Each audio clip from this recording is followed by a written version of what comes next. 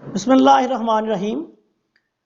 پیارے بھائی اور بہنوں، السلام علیکم ورحمۃ اللہ وبرکاتہ۔ میں ہوں آپ کا میزبان حکیم شہباز حسین اوان اور آپ اس وقت دیکھ رہے ہیں آسان دیسی علاج۔ آج میں آپ کی خدمت میں ایک بواسیر خونی و بادی کا ایک انتہائی آسان دیسی علاج پیش کرنے جا رہا ہوں۔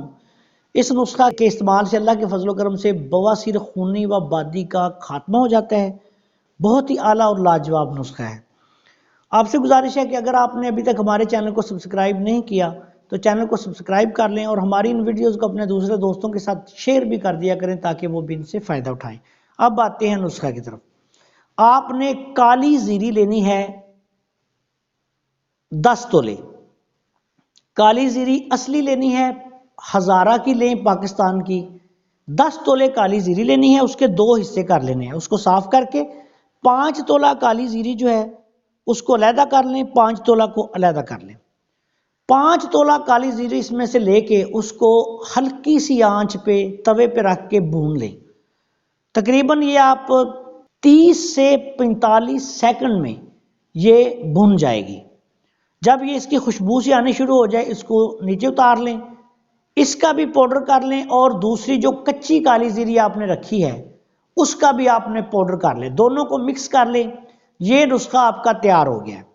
اس میں سے چوتھائی چمچ چھوٹا جو ہے، جو تقریباً یہ چائے والا چمچ ہوتا ہے، چوتھائی چمچ سے لے کے آدھی چمچ تک دن میں 2 دفعہ، کھانا کھانے سے پہلے بھی آپ لے سکتے ہیں اور کھانا کھانے کے بعد بھی آپ لے سکتے ہیں۔ اگر کھانا کھانے سے پہلے لینی ہے تو کھانا کھانے سے کچھ 10-15 منٹ پہلے لیں دودھ کے 1 کپ کے ساتھ، اور اگر کھانا کھانے کے بعد لینا ہے تو پھر کھانے کے 1 گھنٹے بعد دودھ کے ساتھ یہ لیں۔ صبح و شام اس کو استعمال کریں۔ تیز مرچ مسالے، آلو گوبھی، مٹر، بینگن، پالک، تمام چیزیں جو بند کر دیں۔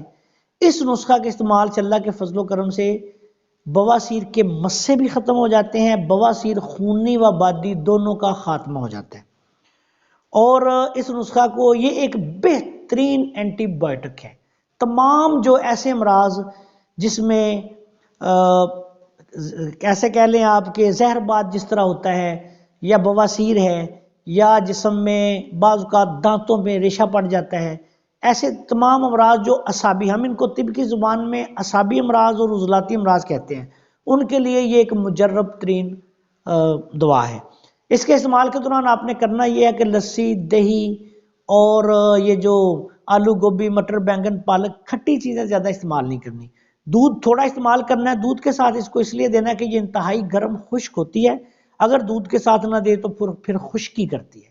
تو اس کو استعمال کریں، ضرورت کے مطابق 2-3 ہفتہ استعمال کر لیں۔ اگر تھوڑی مقدار میں آپ 1 ماہ بھی استعمال کر لیں تو اس کا کوئی نقصان نہیں۔ آخر میں اس دعا کے ساتھ آپ سے اجازت چاہتا ہوں کہ اللہ تعالیٰ سب کو شفائے کاملہ عطا فرمائے۔ السلام علیکم ورحمۃ اللہ وبرکاتہ۔